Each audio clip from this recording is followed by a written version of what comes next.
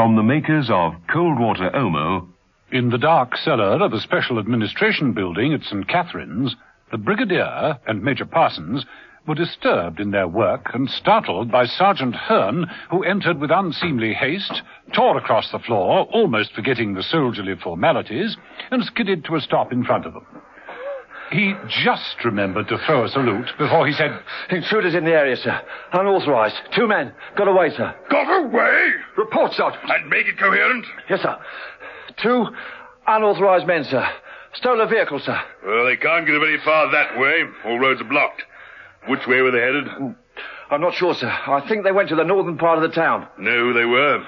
One man's name is Steed, the other Merlin. Merlin? That's all we need, a blasted sorcerer. Major! Sir? You'd better handle this. A full platoon. Yes, sir. I use method in tracking them. Cross-plot the entire area and comb every inch. Yes, sir. Do you want them alive for questioning, sir? I most certainly do not. Shoot them. After a proper firing squad has been convened. That's the way to deal with them. Give them a fair trial and shoot them.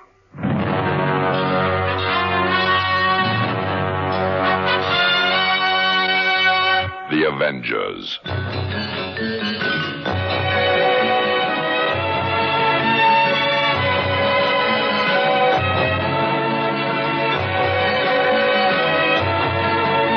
John Steed and Emma Peel, The Avengers.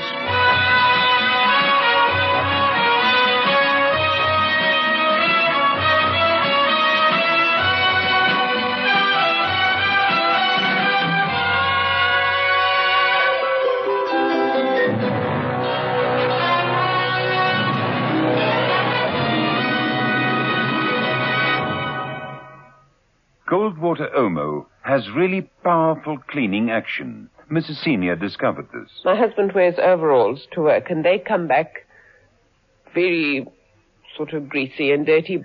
My girl actually does them by hand in the tub, but she uses Cold Water Omo, and they're fine, and they come up perfectly clean. They say once an Omo user, always an Omo user. I've stuck to Cold Water Omo, and I'm still using it. It's the strongest washing powder I've used. Cold Water Omo cleans best. Keep your complexion soft and young-looking with the creamy, moisturizing lather of Lux. Like Claudia Cardinale, choose Lux. Lux, a beauty treatment as you bathe.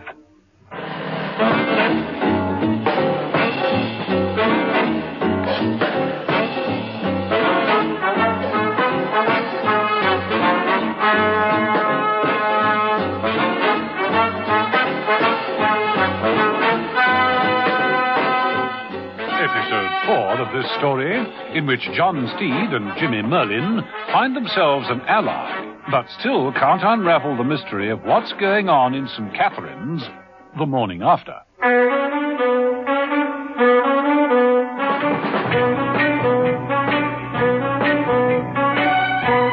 John Steed was determined.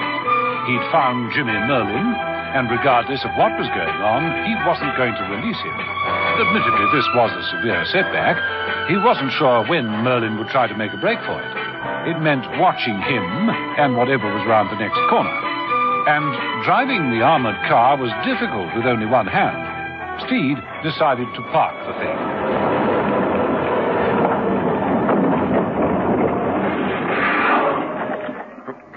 What's the idea?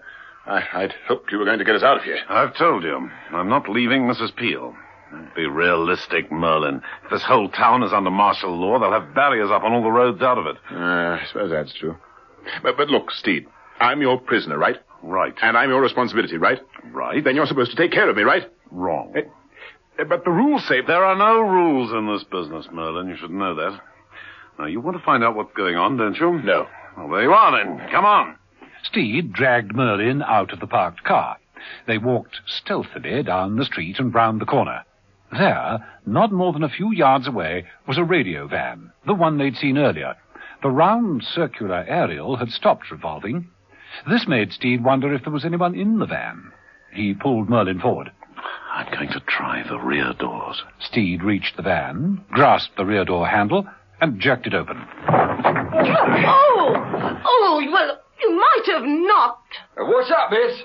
Shall I clobber him? Yates, a stocky young cockney, jumped from the van and approached Steed and Merlin. He held a large, heavy spanner in one hand. No good. It's a fair cop. I suppose it isn't any use asking you two not to destroy the film. Remember, it is more than a scoop. It's history. Confiscate it if you want. Lock it away, but please don't destroy it. After all, I could put this in the... The girl stopped. She noticed the handcuffs that linked Steed and Merlin together. What on earth's going on here? I wish someone would tell us. You mean you honestly don't know? No idea. You know, Yates, I think they're telling the truth. This is fantastic. It's not that fantastic. We've been knocked out for nearly 24 hours. Whatever has happened here at St. Catherine's happened then. And we missed it. Well, it's still incredible that you don't know. The whole world knows. I do hate to think that the whole world has me at a disadvantage. I won't tell you what's happened. I can do better than that. I can show it to you. Climb into the van. No. It's all right. This is no trickery. I'm on the level. All right. Come on, Merlin. It was tiny and cramped inside the van.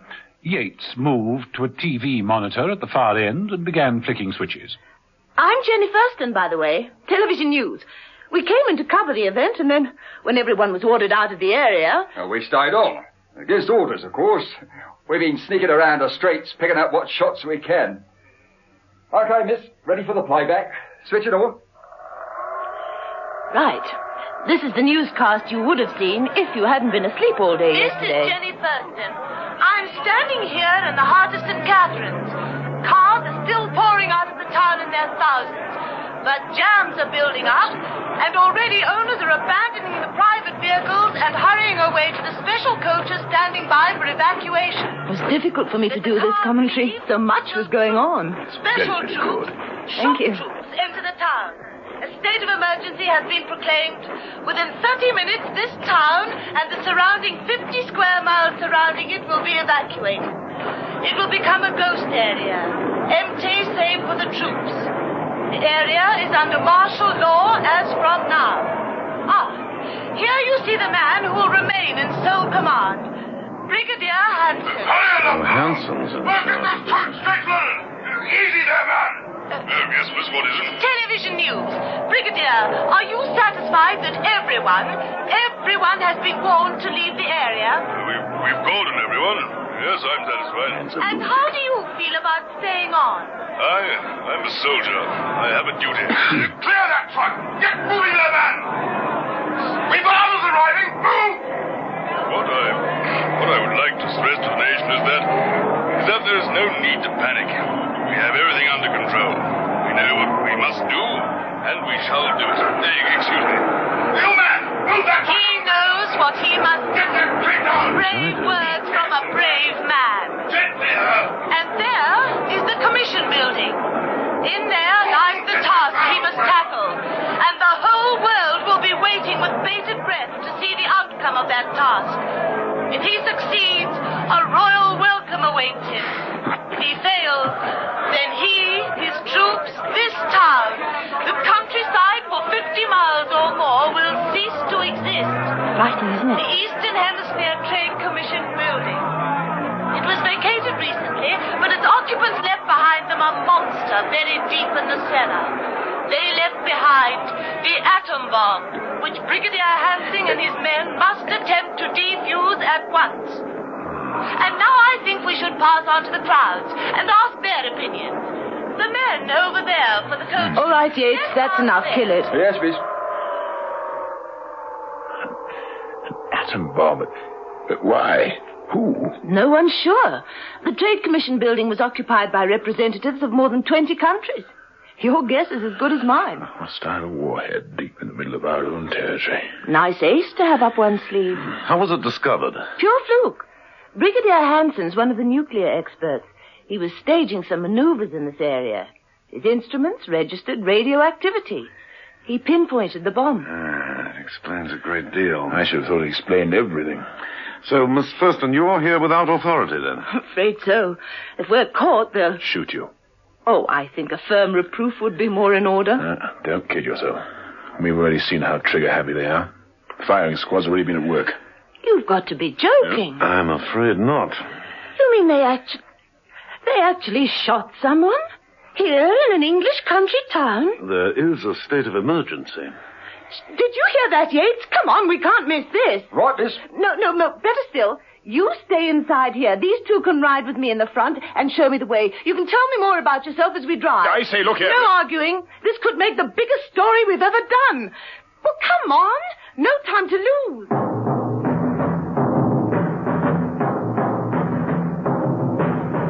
Jenny Thurston handled the vehicle with professional skill. She drove fast, but well, following Steed's vague instructions, and at the same time listening to him explain why he was still handcuffed to Jimmy Merlin. And so, I can't let this man go. You understand? Sounds unbelievable to me. No more unbelievable than what's happening to us at this moment. No, I suppose not. It doesn't look criminal. Don't be fooled by his looks and easy charm. They're very deceptive. I say, I wish to the devil you wouldn't keep discussing me as though I wasn't here. It's very embarrassing. I've only said nice things. So far. All the same, it's embarrassing. I notice you haven't asked to hear my side of things. You haven't got a side of things. Anything you tell Jenny will be calculated to foul up her tasks. Forget him, Jenny. Oh, I won't do that. Thank you. But I will be careful. It's round this corner, isn't it? Bad as steer at the wheel. Well, you've got to put up with it. You can't get out and walk. Hey, look, up ahead. Soldier. Looks like a major.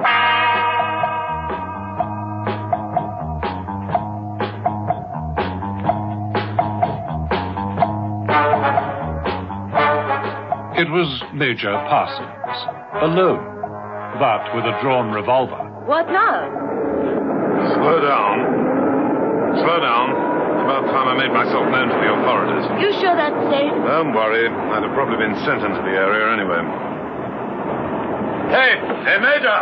I'm John Steed, security clearance KR5. Might be able to give you a hand. No, don't stop. Merlin suddenly stretched out a long leg and stabbed his foot over Jenny's foot on the accelerator. The van leapt forward. The wing caught the Major and sent him flying. Drive on, I tell you. You crazy. You drive on. What the devil do you think you're doing? You're going to kill me. That I recognize him. That's no Major, Steve. He's no Major.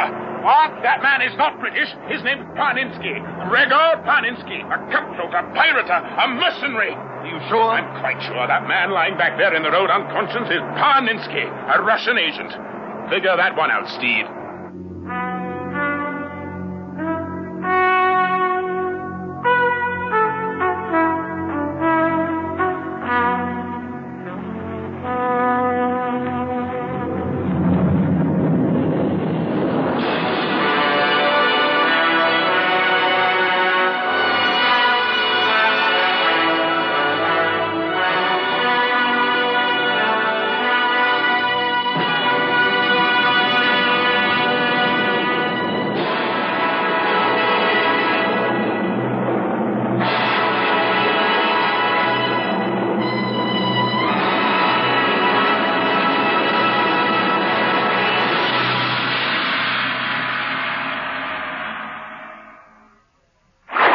And with one last lurch, Sam Lacey finishes washing his dog in just 17 minutes, 45 seconds.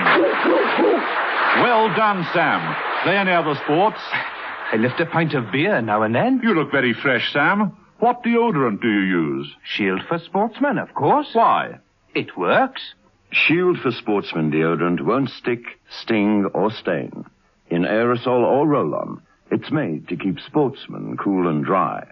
Think what it can do for you.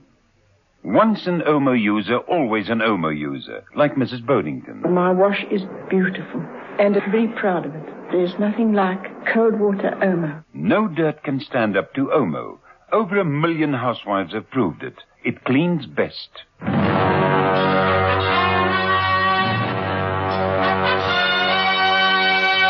The Avengers.